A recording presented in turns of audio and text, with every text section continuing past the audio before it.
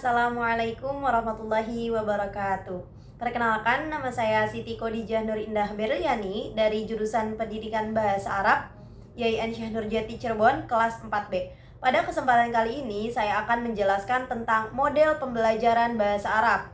Nah, model pembelajaran bahasa Arab ini ada 3. Yang pertama ada Problem Based Learning, bisa disingkat menjadi PBL. Yang kedua yaitu Project Based Learning, bisa disingkat menjadi PJBL. Dan yang terakhir ada Diferensiasi Based Learning, bisa disingkat menjadi DBL. Nah, yang pertama saya akan menjelaskan tentang PBL. Apa sih PBL itu? PBL adalah Problem Based Learning atau pembelajaran berbasis masalah, adalah model pembelajaran dengan pendekatan pembelajaran siswa pada masalah autentik sehingga siswa dapat menyusun pengetahuannya sendiri, menumbuh kembangkan keterampilan yang lebih tinggi, memandirikan siswa dan meningkatkan kepercayaan diri sendiri.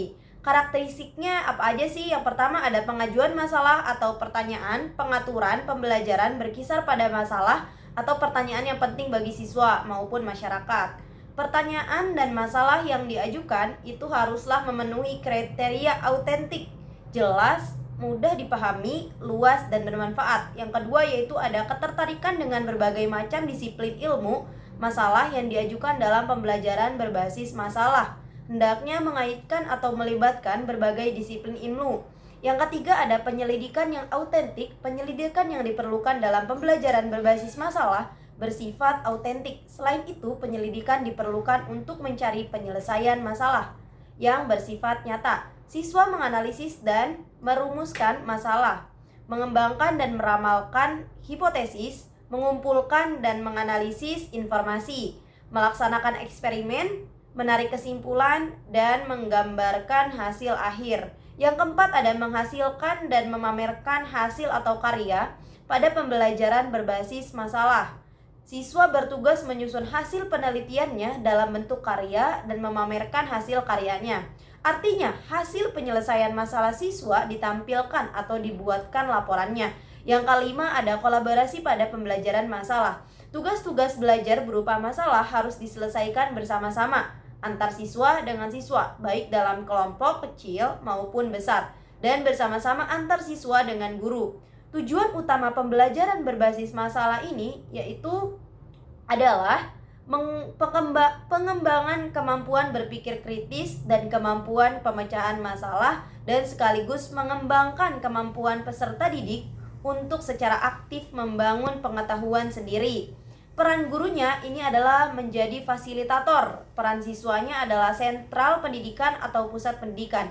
Sintaks atau tahapan pembelajaran berbasis masalah ini yang pertama ada orientasi siswa pada masalah.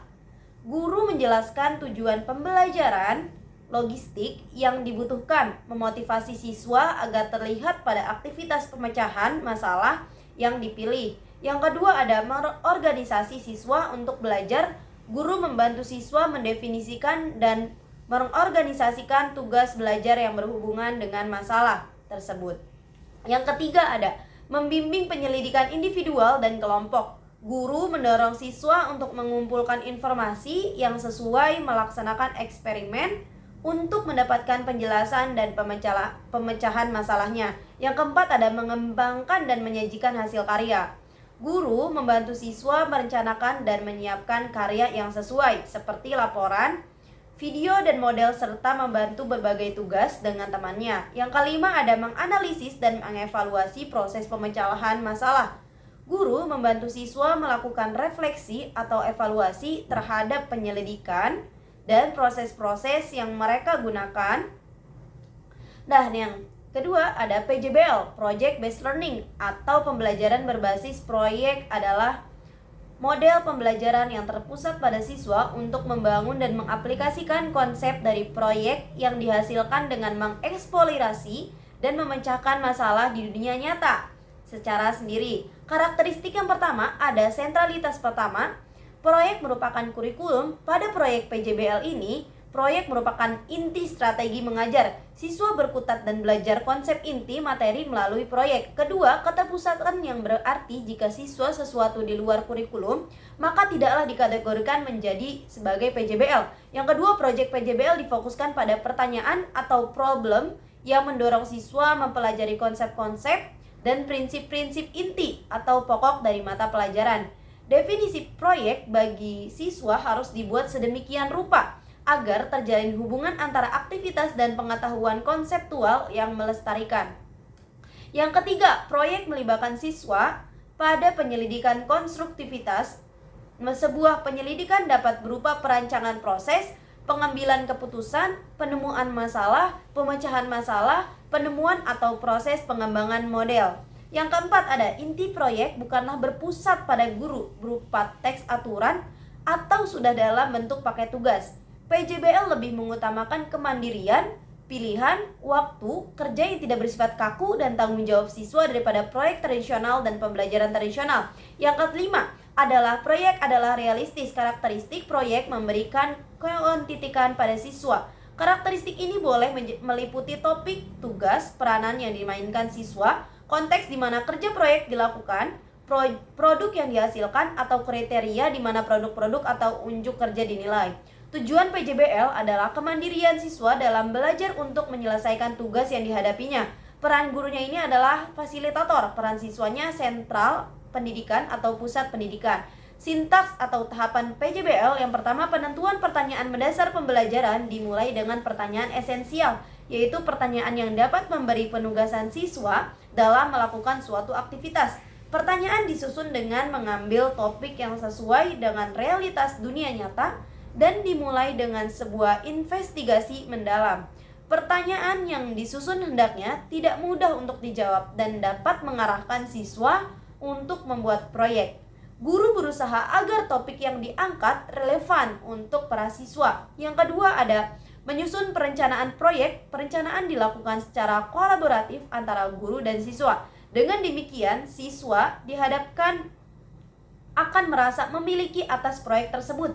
Perencanaan berisi tentang aturan main, pemilihan kegiatan yang dapat mendukung mendalam menjawab pertanyaan penting dengan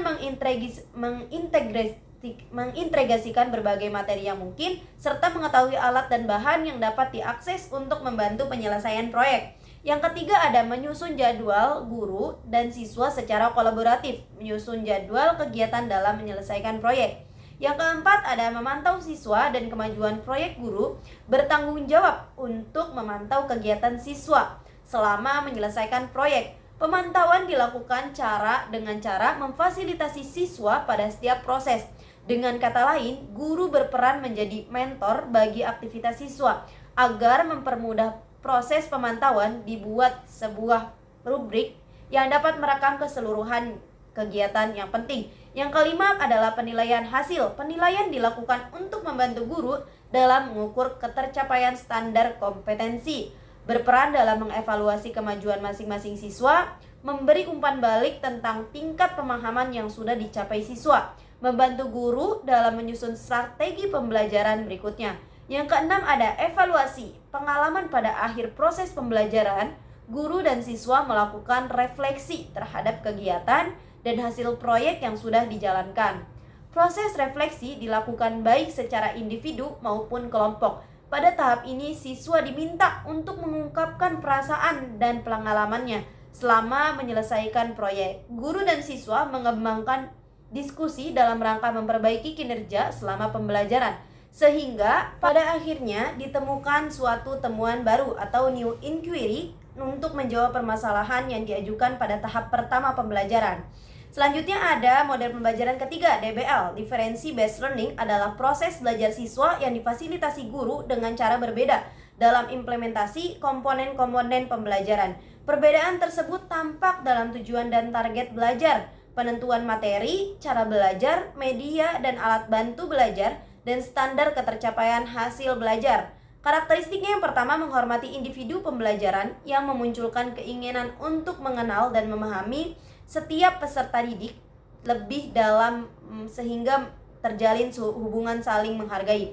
Yang kedua, mengapresiasi kesuksesan peserta didik. Pembelajaran menciptakan lingkungan yang penuh dukungan bagi setiap peserta didik untuk meyakini kemampuan diri dalam mencapai kesuksesan. Apabila peserta didik mengalami kendala untuk mencapai sukses, maka guru berupaya memberikan dukungan penuh.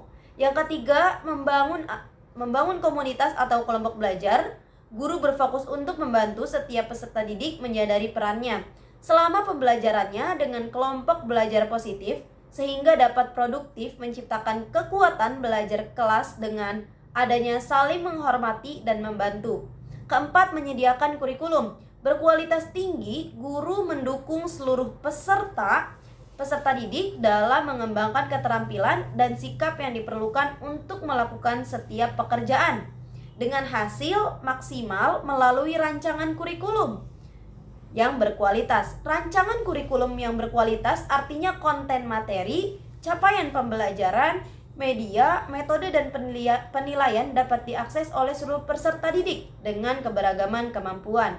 Kelima, mengevaluasi sebagai bahan informasi. Guru memiliki keyakinan bahwa aktivitas penilaian dilakukan terus-menerus atau berkelanjutan karena dijadikan sebagai dasar informasi kemampuan peserta didik terkini. Yang keenam, ada menerapkan rutinitas yang fleksibel. Rutinitas yang fleksibel berkaitan erat dengan pengelolaan kelas seperti posisi tempat duduk, pengorganisasian konten materi, penggunaan media pembelajaran, serta melakukan sistem penilaian. Yang ketujuh, ada berbagi tanggung jawab untuk mengajar dan belajar. Guru meyakini bahwa kesuksesan peserta didik dalam mencapai pembelajaran dapat dilakukan dengan adanya kerjasama. Kerjasama antar guru dan peserta didik perlu dibentuk dalam sebuah kesepakatan tentang pembagian peran ketika pembelajaran termasuk penentuan aturan kelas. Tujuan dari pembelajaran terdiferensiasi meliputi: pertama, memberi kesempatan kepada semua siswa untuk mengakses dan berpartisipasi dalam pembelajaran. Yang kedua, ada memaksimalkan perkembangan dan capaian setiap siswa dan menekankan keberhasilan individu siswa. Peran gurunya adalah sama, fasilitator. Peran siswa, sentral pendidikan atau pusat pendidikan. Mungkin itu saja penjelasan dari saya. Mohon maaf apabila ada kekurangan. Sekian, wassalamualaikum warahmatullahi wabarakatuh.